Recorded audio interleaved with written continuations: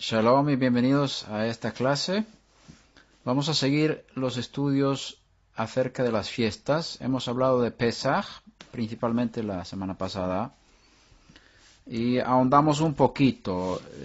Mi deseo con estas clases no es ahondar mucho en la halajá judía, ni en la forma de celebrar las fiestas. Considero que cada familia tendrá que buscar el nivel en que quiere ponerse. Por supuesto, yo siempre estoy dispuesto a contestar preguntas y aconsejar si alguien quiere saber en lo práctico cómo se hacen las cosas. Sin embargo, si alguien quiere saber cómo se celebran las fiestas, es fácil entrar en cualquier página de internet judía y buscar las halajot o las reglas de las fiestas y mirar cómo se celebran las fiestas en el mundo judío y tomar lo que uno sienta que sea cómodo para la situación en la que se encuentra. La Pascua, el Pesaj, como hemos dicho, hoy no se celebra como se debería celebrar. Pesaj es el sacrificio del cordero, de un cordero para cada grupo que se tiene que hacer en Jerusalén, cuando haya templo. Entonces lo que se hace hoy en día es un recuerdo de Pesaj, un seder de Pesaj. Seder significa orden, y es una cena. En Israel es una cena de una noche, fuera de Israel son 2 noches. Generalmente hablando, podemos decir que después de la diáspora, de la expulsión de los judíos de la tierra de Israel y el esparcimiento del pueblo en muchos lugares del mundo, principalmente Babilonia al principio, las fiestas se han ido celebrando fuera de Israel durante 2 días, y eso tiene una razón práctica, que no se sabía bien qué día era el día, porque entonces las noticias no corrían tan rápido como ahora para saber cuándo es la luna nueva, cuándo es el mes nuevo en Israel. Y para estar bien seguro y para cubrir el tiempo, digamos, en que se celebrara la fiesta dentro de Israel, fuera de Israel se celebraban 2 noches o 2 días, digamos. Y por eso en Pesaj se tienen 2 noches de Seder. Entonces, también las fiestas, o sea, si miramos en Levítico 23, como sabéis que están ahí todas las fiestas de Hashem anuales, primero habla del Shabbat, luego vienen las fiestas anuales. Cada fiesta tiene 1 o 2 días festivos, digamos, rojos. Hay 2 tipos de tiempo de fiesta. Si miráis aquí, en el mes primero, el día 14 del mes, al anochecer, es la Pascua de Hashem, es decir, ese es el sacrificio, el 14 de Nisan o de Aviv. El día 15 del mismo mes es la fiesta de los panes sin levadura para Hashem. Por 7 días comeréis pan sin levadura. Y aquí viene lo importante aquí para de lo que estoy diciendo. El 23:7. En el primer día tendréis una santa convocación. No haréis ningún trabajo servil. Aquí es un día festivo, un día rojo del calendario.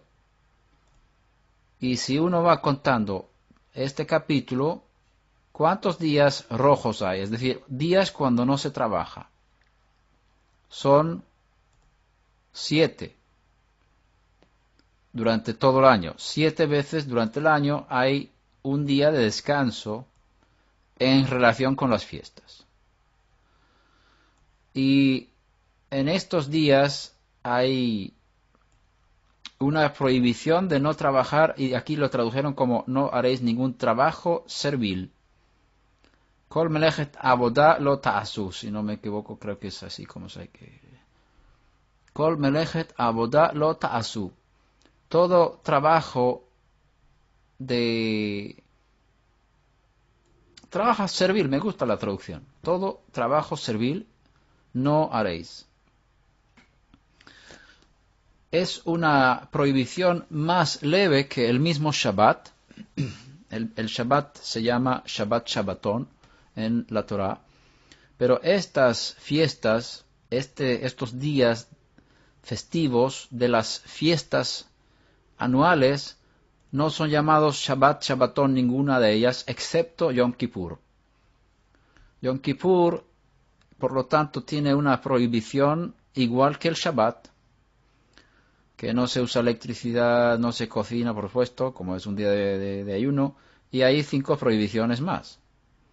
Entonces, Yom Kippur y el Shabbat son los Shabbats más rígidos en cuanto a cesar de actividades.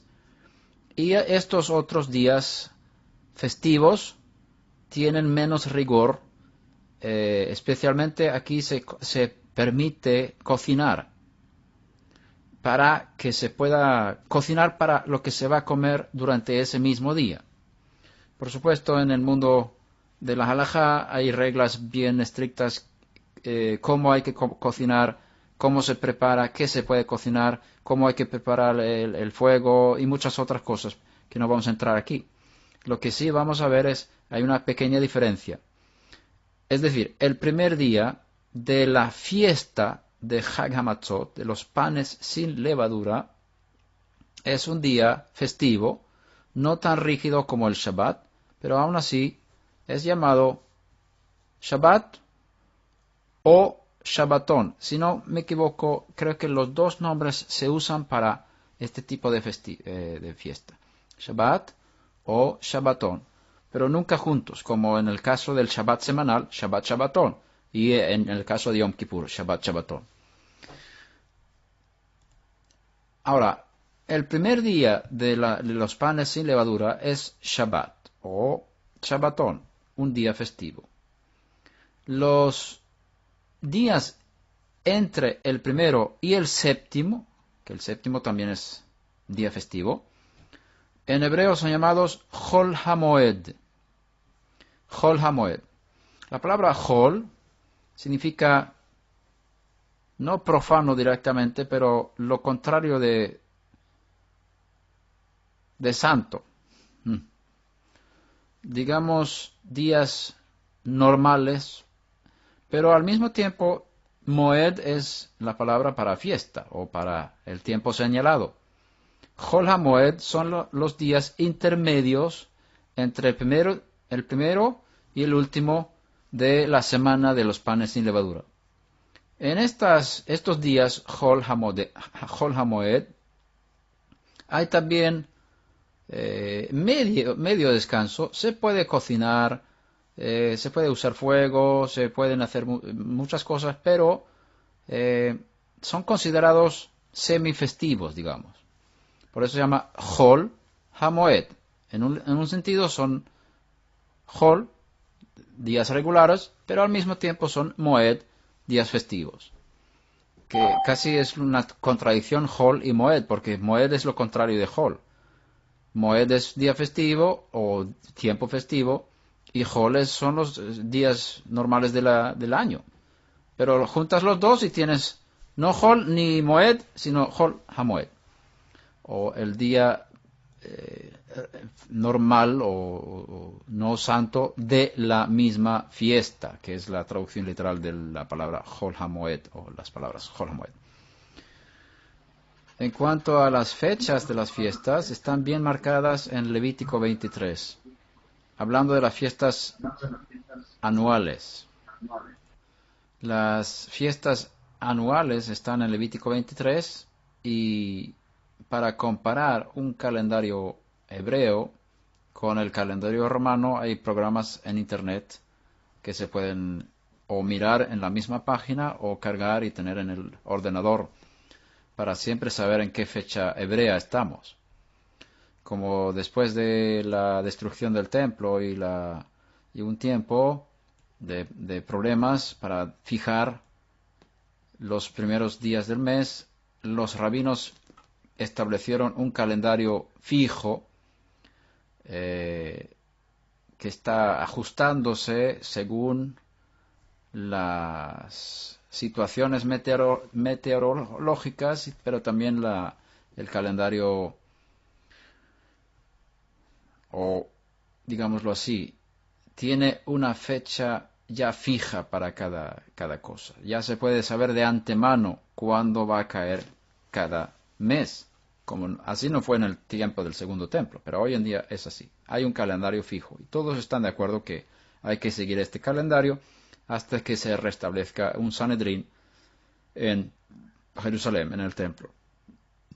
Ahora, por lo tanto, si uno quiere saber en qué fecha cae digamos, el 9 de Av, uno puede entrar en un calendario hebreo, buscar 9 de Av y saber exactamente en qué fecha romana este año el 9 de Av cae. Por supuesto, eso va cambiando de año en año.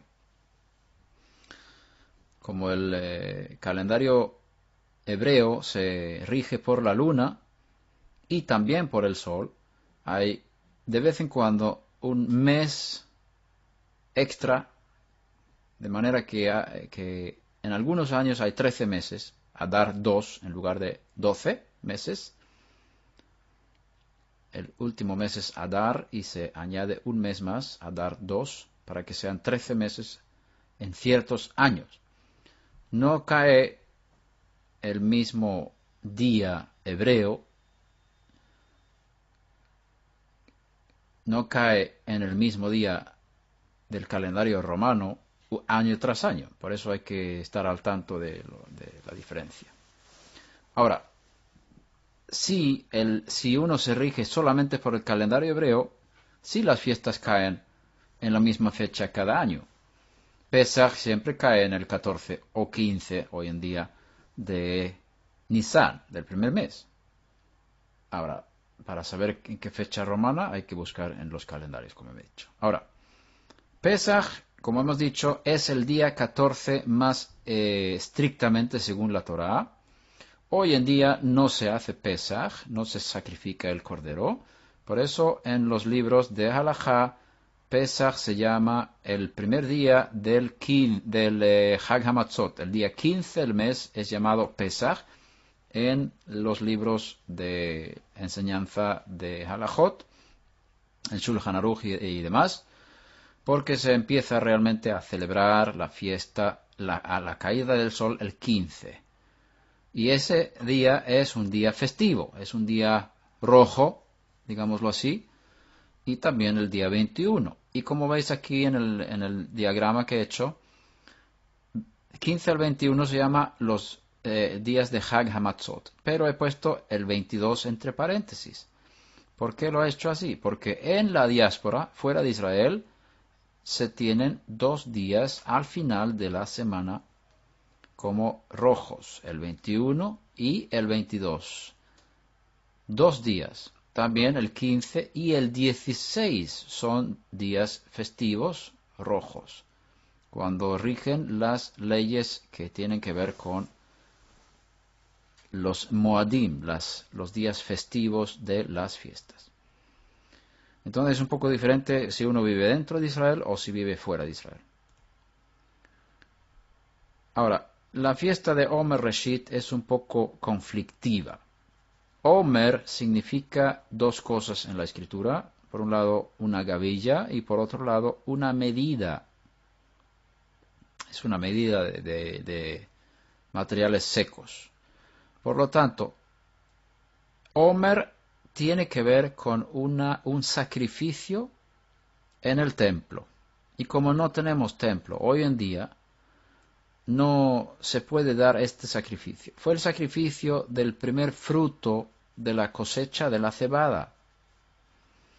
Y lo que se ofrecía cuando había templo era un omer, una cantidad de harina mezclada con aceite, de los primeros granos de cebada que se encontraban en los alrededores de Jerusalén. Se iba buscando antes a ver dónde está cómo está el aviv, cómo está la espiga tierna, si ha salido o no. Y cuando uno ve que ya salió el aviv, la cebada está ya lista, casi lista para cosechar, se busca, en tiempos del templo, se buscaba la luna nueva y se anunciaba, ahora es el primer mes del año, es el mes del aviv. Y antes del Omer Reshit se fue a marcar en qué campo, en qué lugar se iba a recoger esta cosecha. Entonces en el de Talmud se encuentra un relato cómo hacían y qué leyes regían y todo esto. Y entonces se fueron a cosechar cebada, la cantidad suficiente para poder producir un homer. Entonces se trabajaba el grano, que era grano ya listo y tierno, y entonces lo secaban, lo tostaban, lo molían y al final producían una cantidad suficiente para dar este sacrificio en el templo llamado homer. Y la palabra reshit significa primero, reshit o primicia. Traduciendo entonces homer reshit sería el homer de la primicia, o el primer homer, que es el primer día que se podía ofrecer granos, el fruto de la tierra en el templo. A partir de ese día, ya cuando ese sacrificio había sido dado en el templo, el pueblo podía disfrutar de los granos de la cosecha de ese año, de la cebada. Más tarde venía, o viene, que si seguimos el ciclo de la agricultura, la cebada se madura primero, luego viene el trigo. Y el trigo está conectado con Shavuot. Como hemos dicho, cada fiesta tiene una connotación, una relación con la agricultura dentro de la tierra de Israel. ¿Por qué Omer Reshit es conflictivo? Porque los saduceos y los fariseos, según lo que yo he entendido de lo que he leído, no tenemos muchos datos en cuanto a la enseñanza de los saduceos, que eran los que en tiempos del segundo templo, los que tenían el mayor poder dentro del templo. Eran muchos de ellos, la mayoría de ellos eran sacerdotes, y ellos tenían una manera de contar el Omer, de decidir en qué día había que ofrecer el Omer. Los fariseos no estaban de acuerdo con los saduceos y discutían entre ellos en qué día había que ofrecer el primer Omer.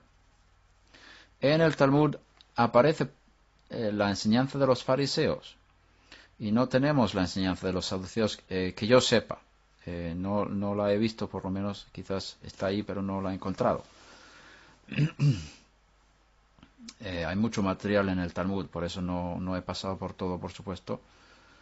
Y no sé bien, entonces no estoy tan seguro de cómo enseñaban los saduceos, pero sí encontramos una cosa parecida entre los caraítas y también entre muchos que se llaman mesiánicos.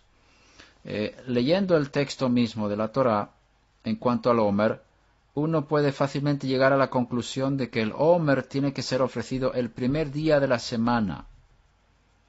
El primer día de la semana, porque dice el día después de el Shabbat.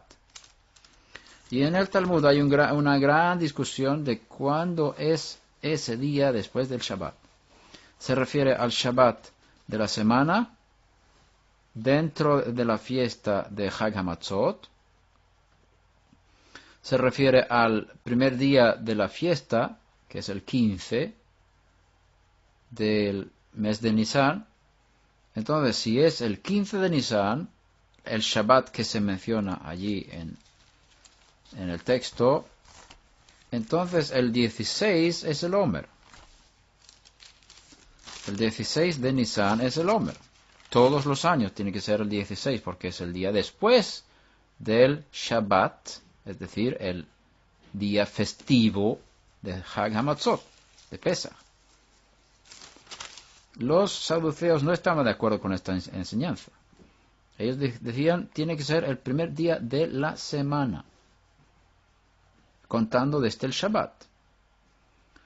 Hay 7 días de Hag Hamatzot. En estos 7 días tiene que haber un Shabbat. Entonces, el Omer hay que presentar el día después del Shabbat, el primer día de la semana. El problema surge cuando el Shabbat semanal cae en el mismo día 15 de Hag Hamatzot. Digamos que el 15 es Hag Hamatzot y es Shabbat al mismo tiempo. Entonces, ¿cuál es el siguiente Shabbat? 15 Shabbat, contando otros 7 días, ya estamos en 22.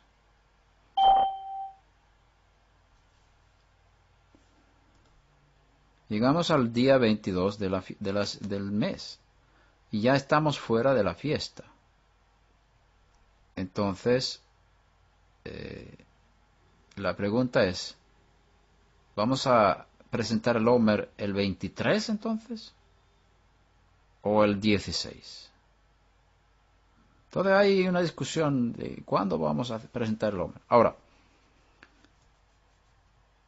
no podemos hoy celebrar el Omer como es debido porque no tenemos templo. No podemos presentar un sacrificio en el templo de la primera cosecha de la cebada.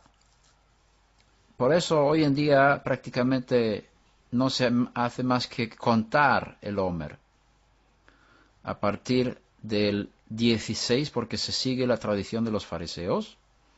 El 16 del mes, que es el día después del 15 que es Shabbat de la fiesta, no es Shabbat semanal, se empieza a contar el Omer. Incluso el 15 por la noche, cuando ya empieza el 16. Es ya el día después del Shabbat de la fiesta, se cuenta el primer Omer. Y cada noche se va contando un día más, hasta llegar a 50 días, para saber en qué fecha, en qué día cae Shavuot. Ahora, los argumentos pueden estar ahí entre una enseñanza y otra. Hay argumentos para los dos. Y no quiero profundizar mucho aquí.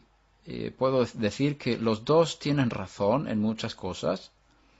Sin embargo, yo me inclino personalmente a creer que el cómputo de los saduceos es el más correcto. Varias razones tengo para creer eso.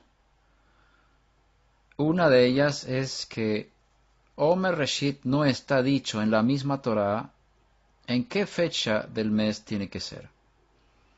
Por lo tanto, Shavuot tampoco está marcado en el calendario del Levítico 23. No dice el 6 del tercer mes tenéis que celebrar Shavuot. Shavuot es una fecha que no está marcada en el calendario. Lo único que decide cuándo será Shavuot es el cómputo del Omer. Tenéis que contar los 50 días. Y llegaréis al día 50, que en hebreo es... el Shavuot significa semanas, y son 7 semanas, que son 49 días, y un día más, que son 50 días. Pentecostés, en español, viene de la raíz 50, que tiene que ver con los 50 días de cómputo. Ahora, hoy en día se sigue la tradición de los fariseos. Ya tenemos un día fijo para el Omer, el 16 del Nisan, y un día fijo para Shavuot, que es el 6 de Sivan, el día 6 de Sivan. Según la tradición, el día 6 de Sivan fue el día cuando la Torá fue entregada en Sinaí. Puede ser muy correcto. Ahora, otro de los argumentos que es bien fuerte de que el Omer Reshit no debe ser en el 16 de Nisan, sino el primer día de la semana, es el argumento de la agricultura. Hablando con los agricultores en Israel, todos están de acuerdo, por lo menos es lo que he oído porque uno estaba trabajando en esto para estudiar un poquito más sobre estas cosas. Él dice que ningún agricultor empieza a cosechar entre semanas, sino siempre el primer día de la semana. Se va preparando todas las herramientas y todo esto, y el día después del Shabbat semanal uno empieza a cosechar. La cosecha en la agricultura normalmente, por razones obvias, prácticas, siempre se empieza el primer día de la semana. Esto es uno de los argumentos también. Otro argumento es el argumento de la resurrección de Yeshua.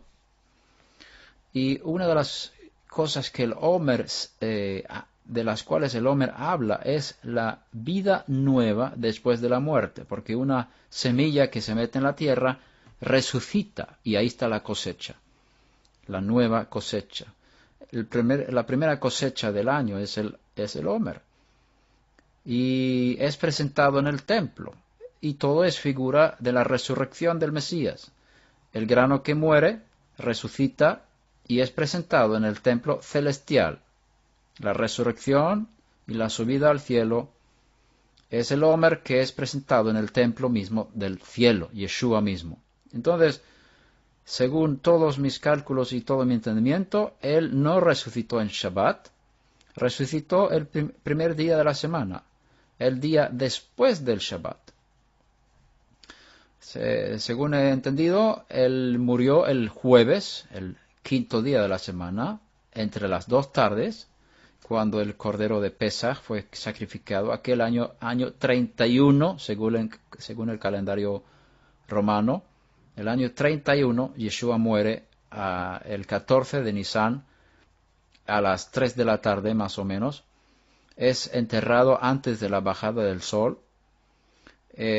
Cuando ya está en la tierra, empieza el viernes, que es el día festivo de la fiesta, el 15 de Nisan, y después ese día de Shabbat, que es el Shabbat de la fiesta, hay un Shabbat semanal, que es el sábado de la semana.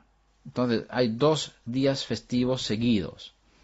Según lo que he visto en los libros, cuando había esta situación de un día festivo antes del Shabbat semanal, los rabinos permitieron a las tiendas abrir un par de horas antes del Shabbat para que la gente pudiera comprar lo necesario para tener en Shabbat, para que no les faltara lo necesario para el Shabbat.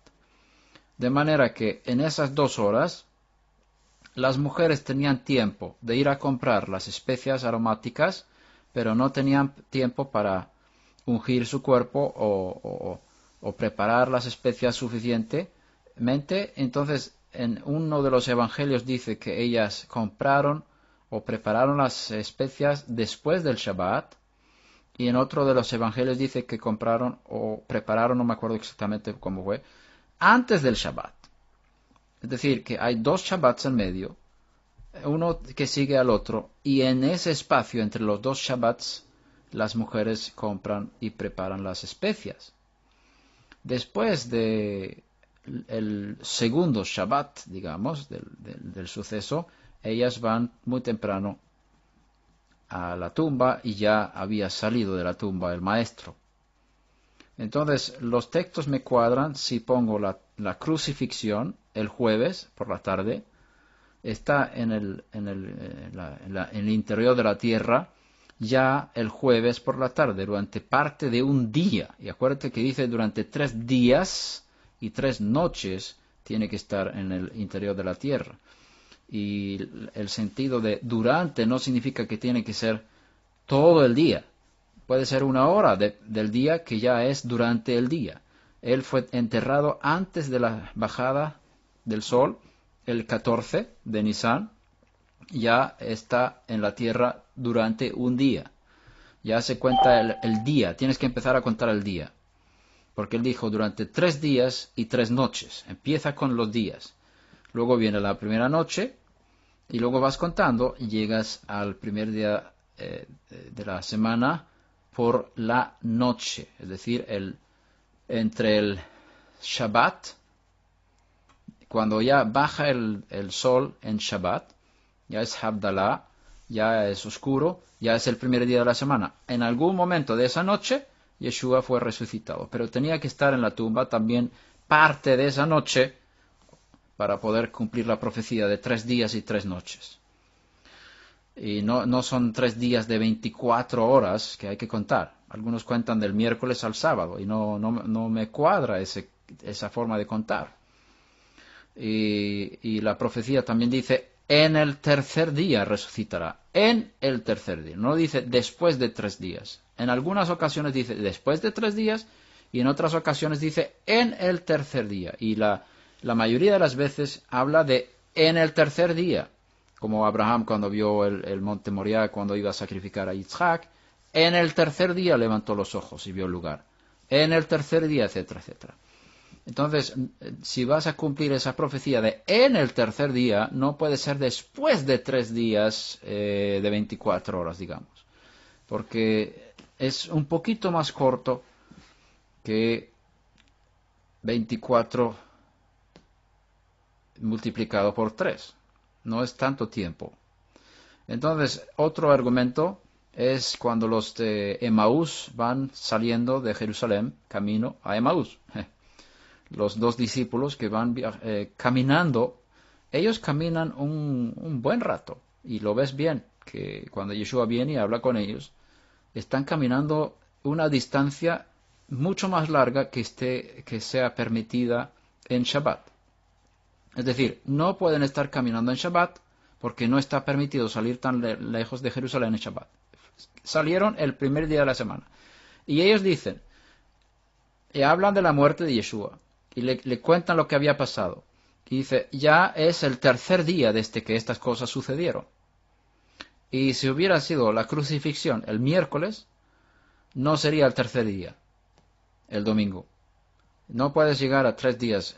Contando de miércoles a domingo, no llegas a 3 días para nada. O sea, ellos no salieron en Shabbat por las reglas de que no podían caminar tan lejos en Shabbat.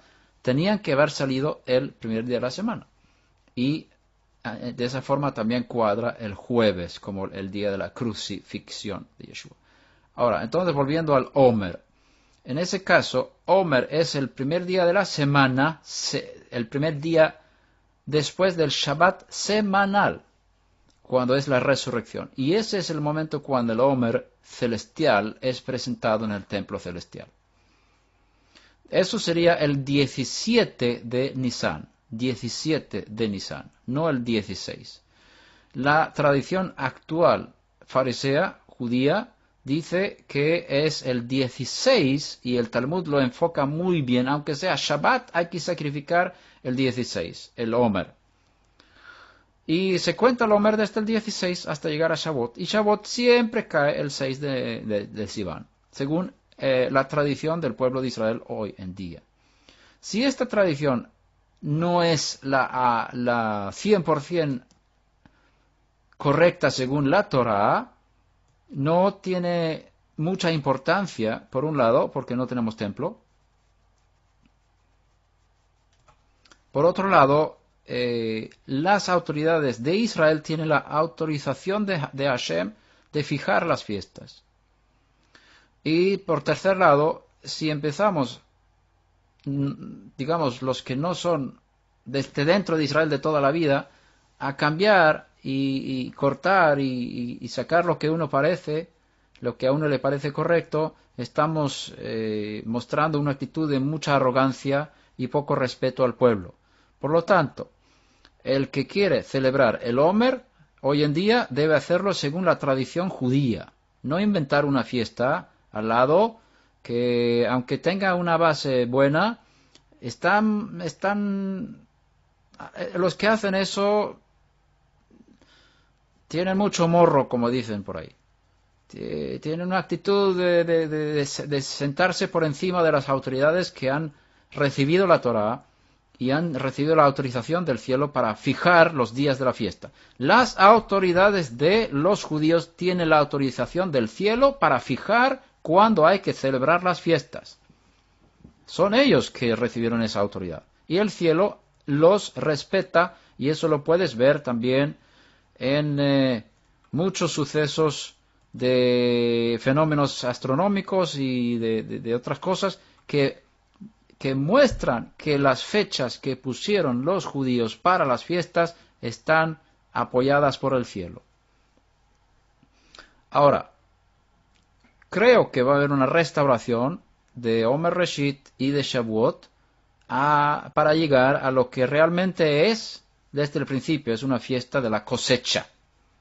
Hoy en día no se celebra la cosecha porque durante miles de años el pueblo judío no ha estado en la tierra de Israel. Por eso Omer Reshit no tiene ninguna importancia en cuanto a la agricultura. Ahora, después de 1948 y la vuelta a la tierra de los judíos, sí se está pensando otra vez en estas cosas porque la cosecha de la tierra es la base para estas fechas. Por lo tanto, Omer Reshit debería empezar en un primer día de la semana. Y lo que se celebra hoy en día no es Shavuot, en el sentido de la Torá, porque Shavuot está conectado con la presentación de un sacrificio de trigo en el templo. Y no tenemos templo. Y mucho tiempo el judío no estaba en la tierra de Israel. La gran mayoría de los judíos estaba fuera. Y no podía presentar trigo para Hashem. Y no tenía templo. Por lo tanto, Shavuot no se celebraba como Shavuot, como tal. Ni se podían dar los sacrificios de los animales que la Torá establece para cada fiesta, según números 26, 27, por ahí, cuando habla de los sacrificios de los animales para cada fiesta. Tampoco se podía dar eso a Hashem. ¿Qué se hace hoy? Bueno, Shavuot se ha convertido en una fiesta de recuerdo de la entrega de la Torá, porque según lo que vemos en la salida de Egipto y la llegada a Sinaí, más o menos por la fecha de Shavuot fue cuando la Torá fue entregada en Sinaí. Y es correcto. Shavuot, hoy en día, el gran enfoque de la celebración de Shavuot tiene que ver con la entrega de la Torá en Sinaí. Por eso se llama Zman Matan Toratenu, el tiempo de la entrega de nuestra Torá. Es Shavuot. Entonces se podía decir, como oí decir a uno que enseñaba en la sinagoga, lo que hoy en día celebramos no es Shavuot. Celebramos Matan Torah, celebramos la entrega de la Torah. Y es una fiesta muy bonita, pero no es la celebración de Shavuot. Y tiene razón. Ahora, hay una conexión entre la entrega de la Torah y la fiesta de Shavuot, por supuesto. Por lo tanto, podemos encontrar aquí cosas interesantes. Si miras lo que pasó en el monte Sinaí, cuando los hijos de Israel salieron de Egipto, caminaron por el desierto, llegaron a Sinaí y hubo manifestaciones sobrenaturales de forma tremenda durante la fecha de Shavuot. Si comparamos esas manifestaciones con algo semejante que ha pasado en la historia, podemos llegar a Hechos capítulo 2. Si leemos en Hechos 2, vemos que hay cosas muy parecidas que sucedieron ahí cuando el Espíritu de Hashem llenó el templo donde estaban reunidos los discípulos en el tiempo del sacrificio de Shavuot, de la celebración de la fiesta. Porque vamos a buscar eso. Mira lo que pone aquí, en Hechos 2. Cuando llegó el día de Pentecostés, Pentecostés es Shavuot.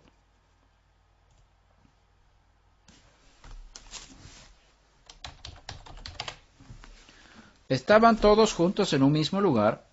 De repente vino del cielo un ruido como de una ráfaga de viento impetuoso que llenó toda la casa donde estaban sentados. Esa es la casa de Hashem, el templo.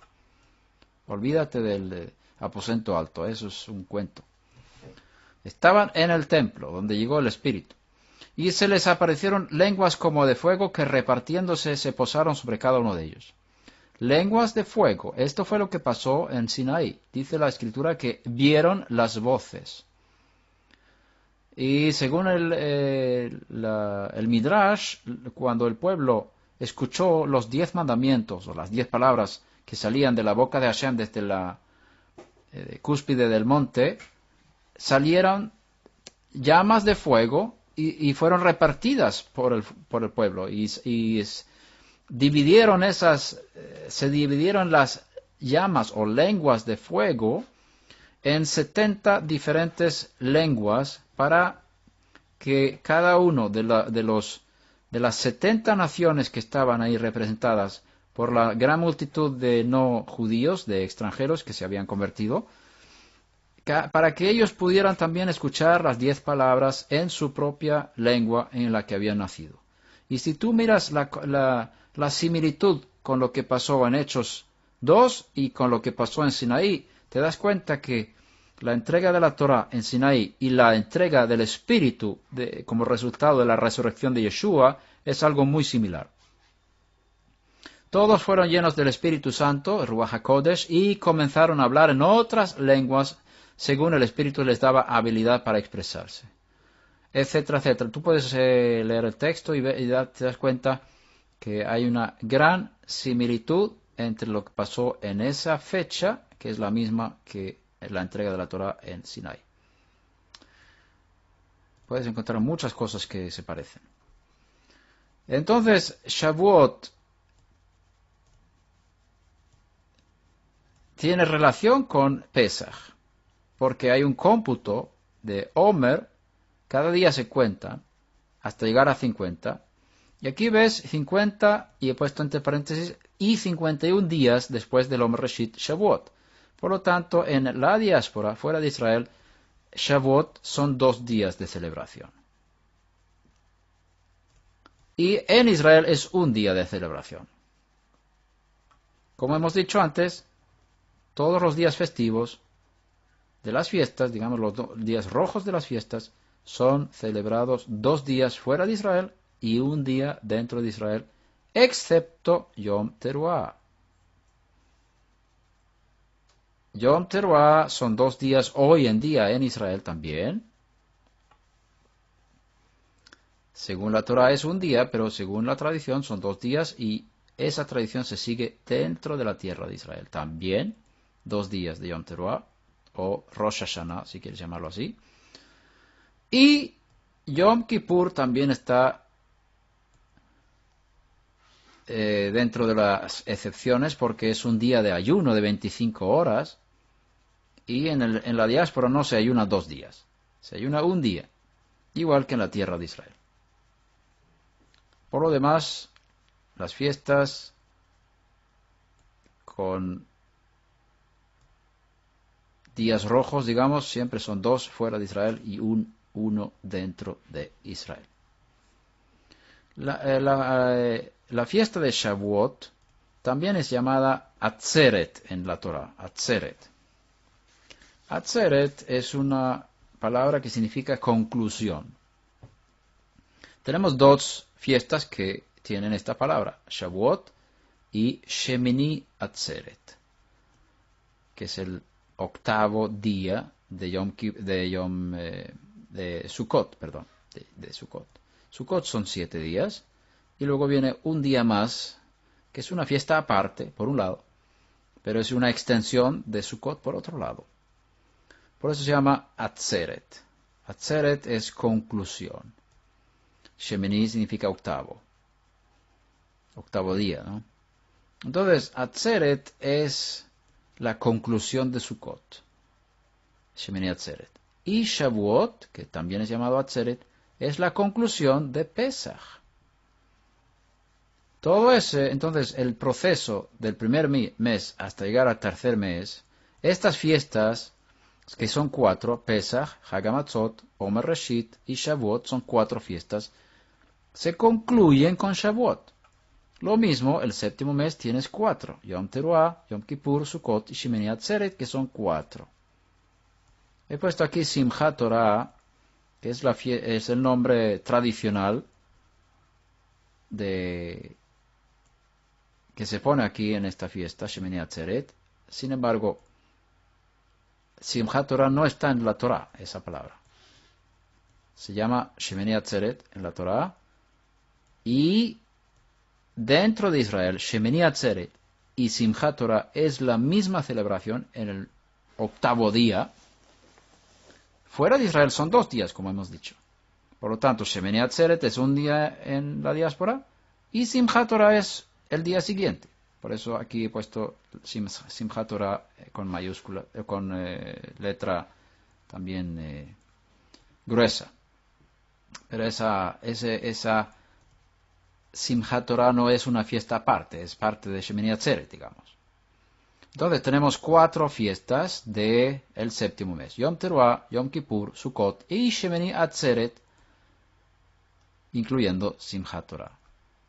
Y entonces Shemini Atzeret es la conclusión de las fiestas del otoño del séptimo mes. Volviendo ahora a las primeras fiestas. Tenemos un grupo de 4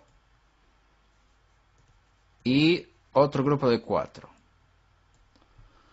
El primer grupo de 4 fiestas están hablando todas del Mesías, su primera venida. El último grupo de 4 fiestas, todas están hablando también del Mesías, de su segunda venida.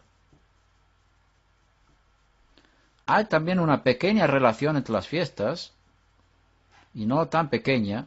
Si tú miras aquí el séptimo mes, es el primero de la mitad del año. Tienes 6 meses por un lado. Olvídate del 13, porque eso no está en la Torah. ¿Por qué tenemos 13 meses de vez en cuando? Porque el sol y la luna ya no andan como andaban al principio. La historia y muchos cuentos arqueológicos y de las culturas antiguas, y también en la escritura, muestran que hubo un cambio en tiempos de Ezequías, más o menos, el rey Ezequías, más o menos 700 años antes de la era común, cuando el sol y la luna empezaron a caminar no como antes.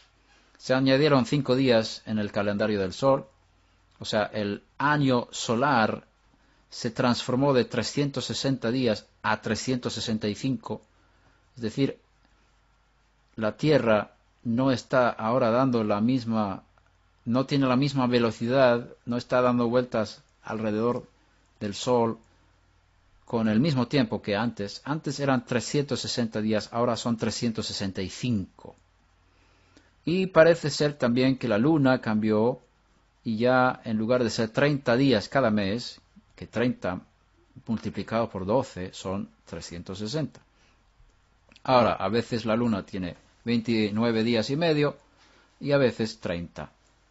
Los meses lunares. Por lo tanto, el año lunar tiene 354 días y el año solar tiene 365 días. Hay 11 días de diferencia. Al principio no fue así.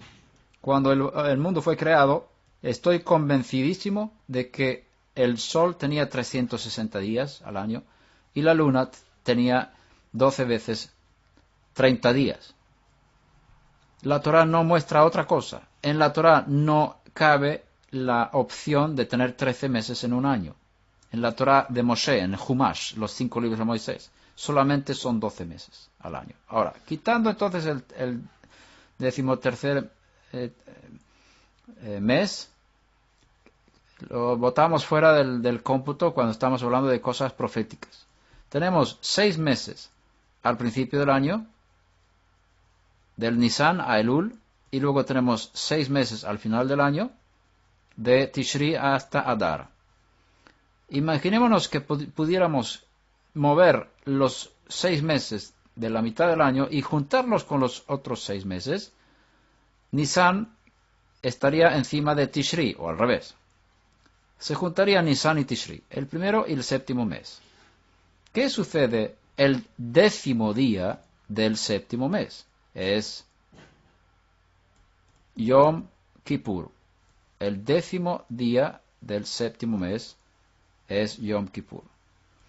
¿Qué había en el 10º día del primer mes, según la Torá? ¿Qué hay? O había, porque ahora no hay templo. ¿Qué tenían que hacer los hijos de Israel? El 10º día del primer mes. Tenían que buscar un cordero para cada grupo que iba a celebrar Pesaj. El cordero fue señalado el 10º día del primer mes, correspondiente al 10º día del séptimo mes. Tenemos aquí cosas parecidas. Si juntamos el año así, vemos cosas parecidas entre el primer mes y el séptimo mes. Día 15 al 21, Sukkot, Hag HaMatzot, se parecen. Y Shemini Atzeret viene directamente el día después de Sukkot, el 22 del séptimo mes, pero Shavuot está alargado y hay que contar 50 días hasta llegar a Shavuot. Esa es una pequeña diferencia. Sin embargo, hay una conexión entre todo esto también. Ahora, Yeshua, si tú miras la vida de Yeshua en sus últimos días de su vida, para llegar a cumplir la fiesta de Pesaj, el día 10 del primer mes es el día cuando el cordero es designado. Cada grupo tenía que señalar, ese cordero lo vamos a sacrificar el día 14. El día 10 fue cuando Yeshua entró en Jerusalén. La entrada triunfal fue el día 10. El cordero ya estaba presente. El día 14, él muere entre las 2 tardes. En el mismo momento cuando el sumo sacerdote sacrificó su cordero en el templo, Yeshua muere. Es el cordero en el templo celestial que cumple con todos estos ritos que están prescritos en la Torá. No cumple para quitarlos, sino para cumplir en el mundo celestial, en el templo celestial, lo que había en el mundo terrenal y lo que habrá también. Él, por lo tanto, cuando muere ya es Hag HaMatzot. La palabra matzot habla de panes sin levadura o panes ácimos. La levadura dentro del pan se produce por un proceso de fermentación. Hay 5 cereales que producen hametz, que es la palabra para levadura. Son trigo, cebada, avena, centeno y espelta. Son las 5 tipos de granos que pueden producir hametz.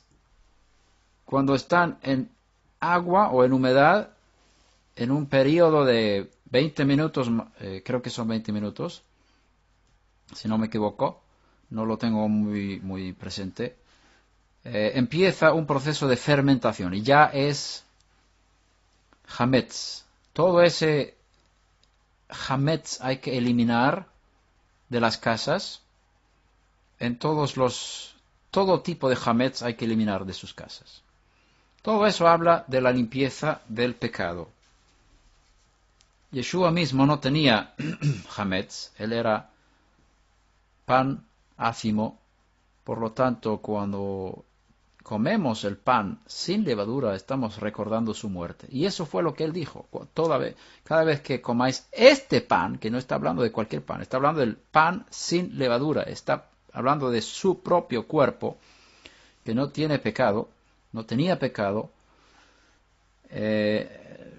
Todas las veces que comáis este pan, se hace hacerlo en memoria de mí. Y nos acordamos de Yeshua. Su vida, su cuerpo no tenía pecado, no tenía hametz. Hametz en la escritura habla del Yetzer Hara, habla del pecado. Levadura, se puede entrar en detalles qué significa la levadura, pero no quiero entrar en demasiados detalles, solamente ver la similitud entre estas fiestas y la muerte de Yeshua.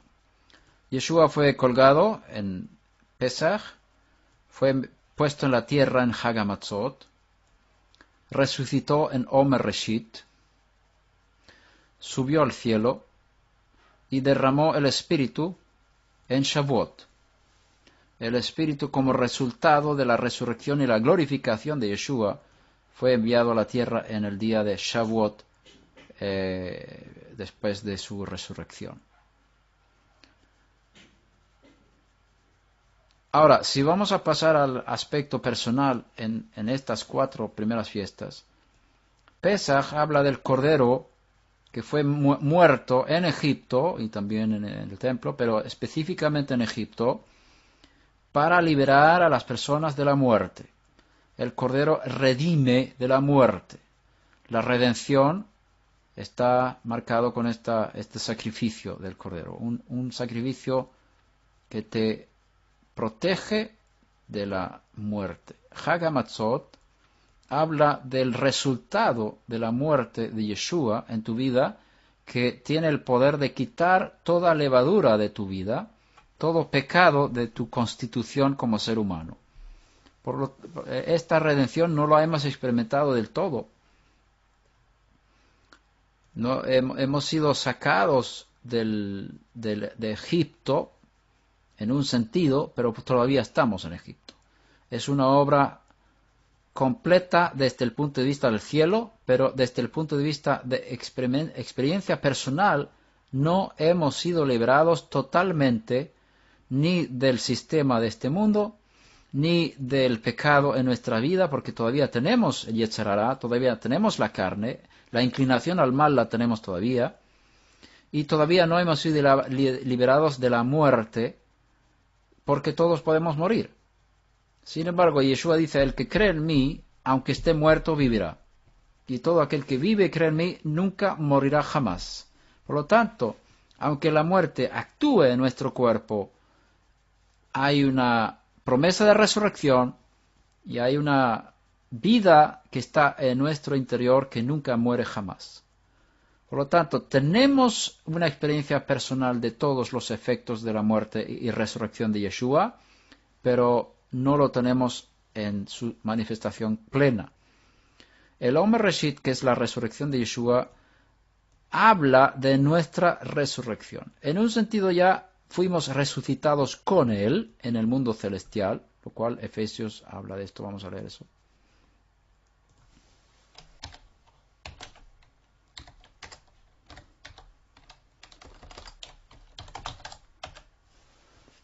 Y Él os dio vida a vosotros, Efesios 2:1 en adelante, vosotros que estabais muertos en vuestros delitos y pecados, en los cuales anduvisteis en otro tiempo según la corriente de este mundo,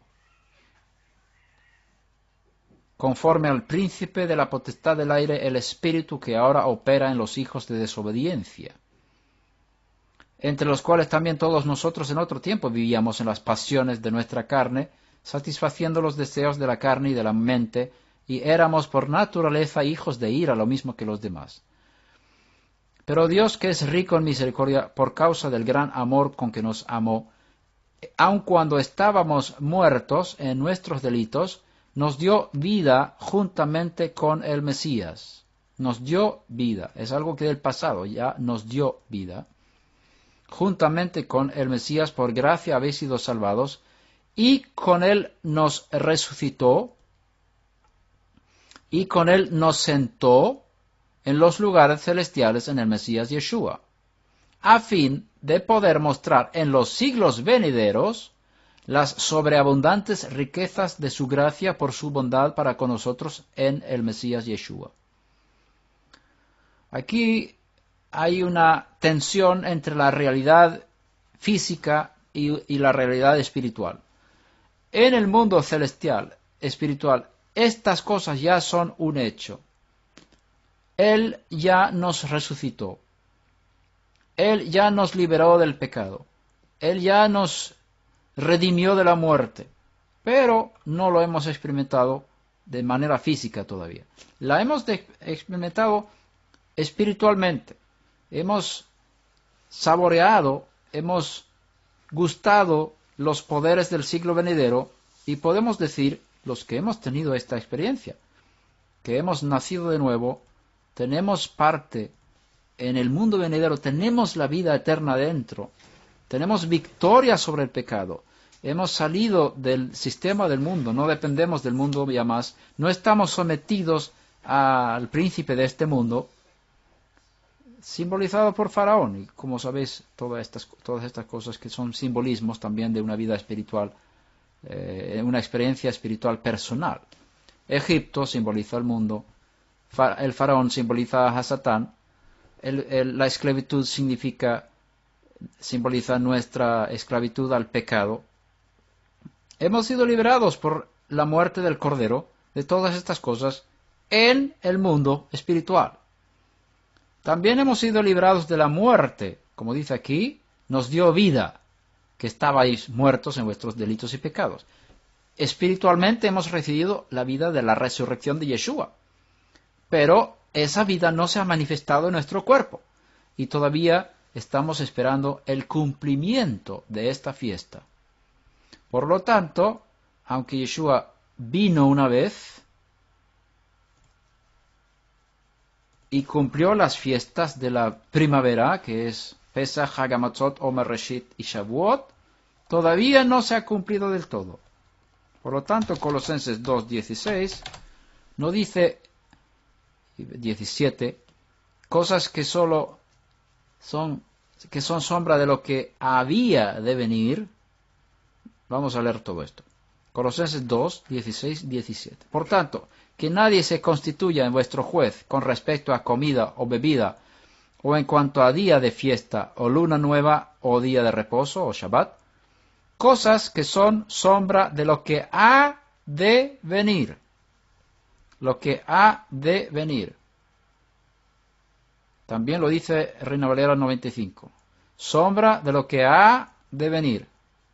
Con otras palabras, las fiestas son sombras de lo que ha de venir. Y Pablo escribió esto después de la resurrección de Yeshua. Con otras palabras, hay un aspecto en las fiestas que se cumplieron ya con Yeshua cuando vino, que no se ha cumplido todavía. Estamos en la tensión de lo que ya tenemos, pero todavía no. Es decir, la verdadera liberación del sistema de este mundo, de Hasatán, de la inclinación al mal y de la muerte, no la hemos recibido todavía. Está por venir, pero todo es resultado de lo que ya hizo el Maestro por nosotros con su venida cuando estuvo con nosotros. Dicho todo esto, tenemos por lo tanto 4 fiestas restantes, que son las del otoño: Yom Teruah, Yom Kippur, Sukkot y Shemini Atzeret. Estas 4 se van a cumplir cuando Él llegue la segunda vez. En un sentido, Yom Kippur ya se cumplió en parte cuando Yeshua entró en el lugar celestial. Después de la resurrección, subió con su sangre y limpió los objetos celestiales. Purificó el templo celestial. Pero todavía los efectos de este día de perdón no lo hemos experimentado del todo. Será el día cuando seremos liberados totalmente de todo pecado en nuestras vidas y seremos transformados y no podremos nunca más fallar. Bendito sea Hashem.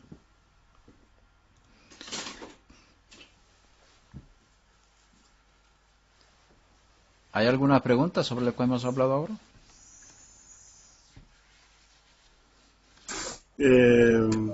Cuando tú estabas hablando sobre la parte de que todavía no se ha cumplido totalmente nuestra salvación, yo me acuerdo en esto que dice Pablo de la mujer que criando hijos va a ser salva.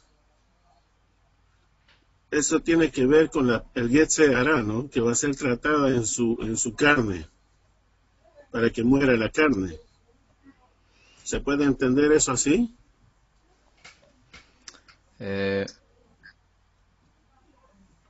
Hay dos o tres maneras de entender el texto que está sacando ahí de la mujer que se va a salvar dando a luz. Ya. La palabra primero quiero mencionar la palabra salvación. Ser salvo en las Escrituras es llegar a la redención final. En muy pocas ocasiones, yo diría en una sola, Pablo dice que nos salvó. Es algo que es del pasado. Ya somos salvos, pero eso es una sola vez que Pablo dice eso. Nos salvó. Pero en todas las otras ocasiones, salvarse es algo que está en el futuro. O sea, estamos en el camino a la salvación, estamos experimentando los efectos de la salvación que va a venir, pero no podemos decir que somos salvos. Todavía no podemos decir que somos salvos. Porque al decir que somos salvos, ya estamos diciendo que ya experimentamos la resurrección, ya no tenemos pecado, ya tenemos vida eterna y no podemos morir. Y todo el mundo que estamos aquí hablando, podemos morir. Entonces, no hemos sido salvos todavía. Hemos saboreado la salvación. Entonces, en cuanto a la mujer, que Pablo dice, ella será salva engendrando hijos, algo así. Recuérdame dónde está el texto. Segunda de Timoteo, algo así. Está en Primera de Timoteo 2:15. Pero se salvará engendrando hijos si permanece en fe, amor y santidad con modestia. Este texto habla en contra del movimiento del gnosticismo del primer siglo, que consideraba el engendrar hijos como algo contrario a la voluntad de los dioses, que es algo contrario, cuanto menos hijos nazcan, mejor. Porque el mundo de lo físico, de lo material, del cuerpo, es algo malo y hay que terminarlo. Esa es la idea del gnosticismo del primer siglo. Por lo tanto, el primer entendimiento de este texto es que Pablo está haciendo un ataque contra los pensamientos gnosticistas que dicen que la mujer no debe tener hijos. Por eso Pablo está diciendo, sí, la mujer debe pensar en que como mujer tiene el rol, el papel en este mundo de engendrar hijos. Sin embargo, no podemos entender el texto que ella se va a ganar la salvación engendrando hijos, que no concuerda con el resto de las Escrituras. Uno no puede ganarse la salvación a través de engendrando hijos. Engendrar hijos sería una contradicción total. ¿Y qué pasa con las mujeres que son estériles? ¿No pueden ser salvadas entonces? No. Pablo yo creo que está hablando aquí. Y creo que el enfoque está en la palabra fe.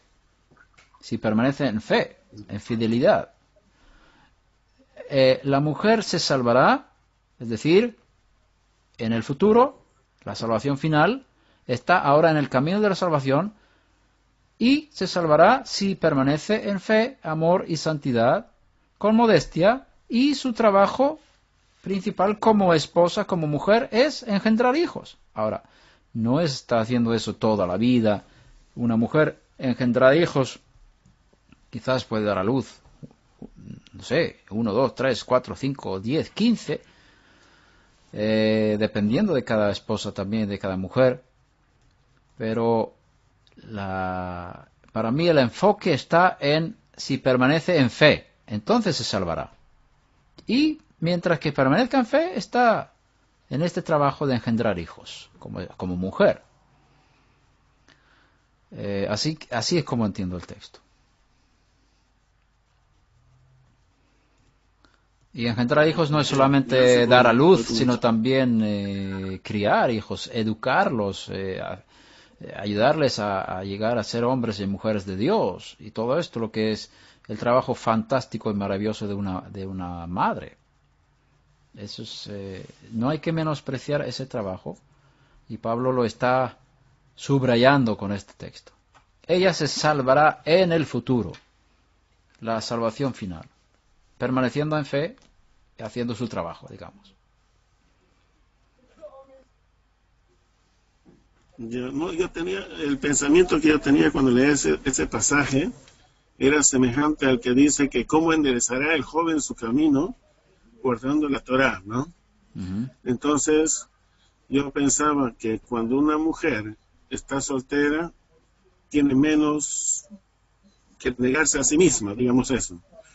Y cuando se casa, ya cambia su situación y cambia aún mayor cuando comienza a tener hijos. Uh-huh. Porque tiene que abnegarse por los niños, negarse a sí misma y muchas cosas que va a tratar con su alma, digamos, con su corazón, que va a ayudarle a liberarse del egoísmo, de muchas cosas. Yo en ese sentido lo veía en el sentido de que va a comenzar a ser afinada en su corazón, tratada en su corazón. Uh-huh.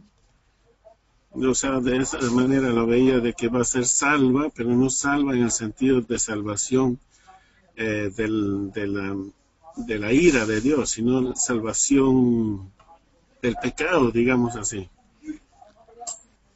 Bien, se puede también interpretar de esta forma. No veo ningún problema con eso. No veo ningún problema con eso. Está bien. Sabes que la Torah tiene 70 caras. Y ahí se pueden entender de muchas formas. 70 caras. Sí, se pueden entender los textos de muchas maneras y muchas son correctas. Hasta 70 maneras. Bueno, eso no sabía. Uh-huh. ¿Alguna pregunta más? Sobre respecto a la Pascua. Sí. ¿Ya? ¿Quiénes o en qué condición celebran la Pascua?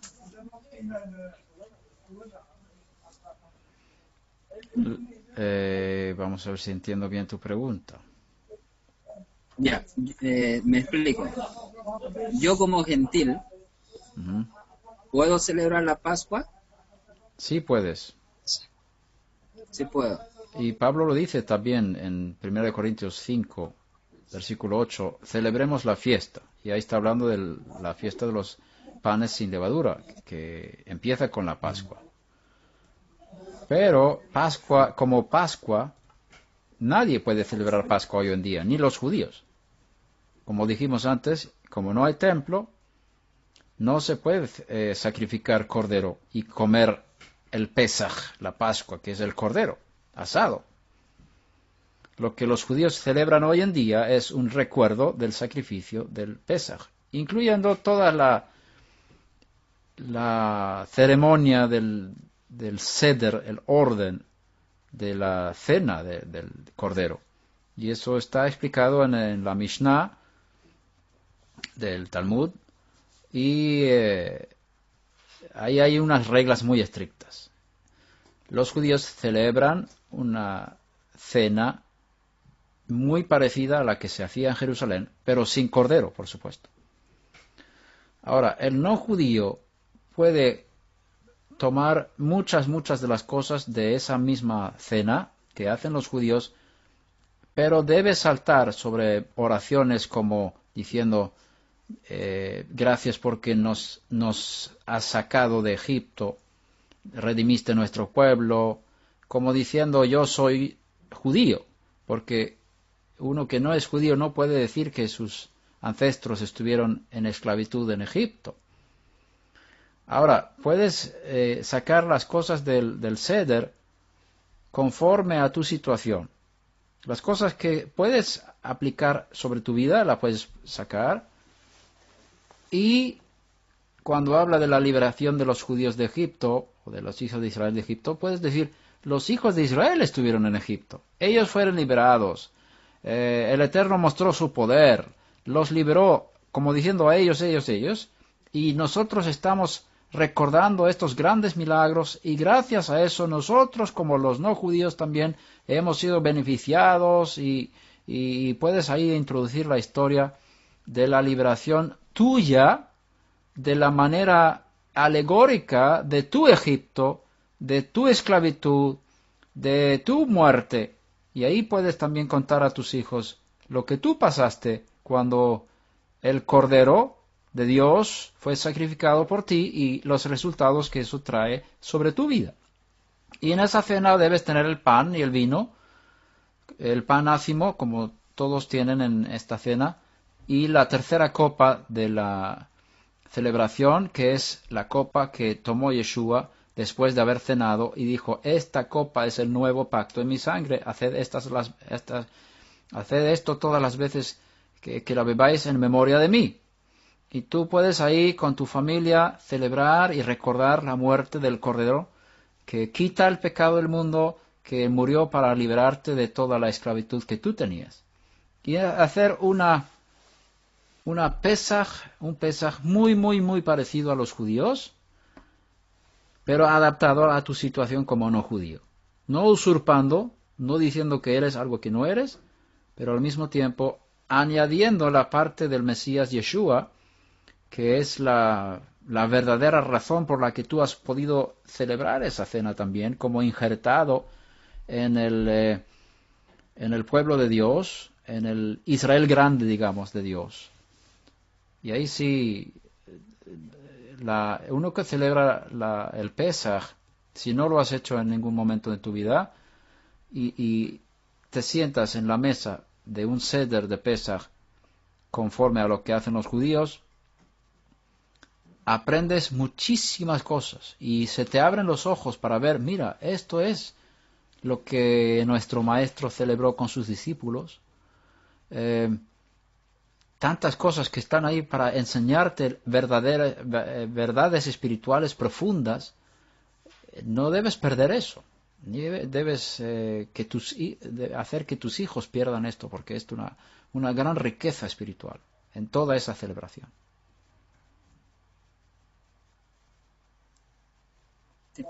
Ok, o sea que yo debo celebrar la Pascua en mi condición, Sí, de correcto. no judío, de gentil. Sí. Muchas gracias, hermano Petriel. Y debes hacer una fecha que celebran Pesaj los judíos, la misma noche, no en otro día. Okay. Claro, sí. Siguiendo lo que está escrito. Sí. Ok, muchísimas gracias, hermano Petriel. Bien, Baruch Hashem. Ahora, una cosa quiero añadir en esto.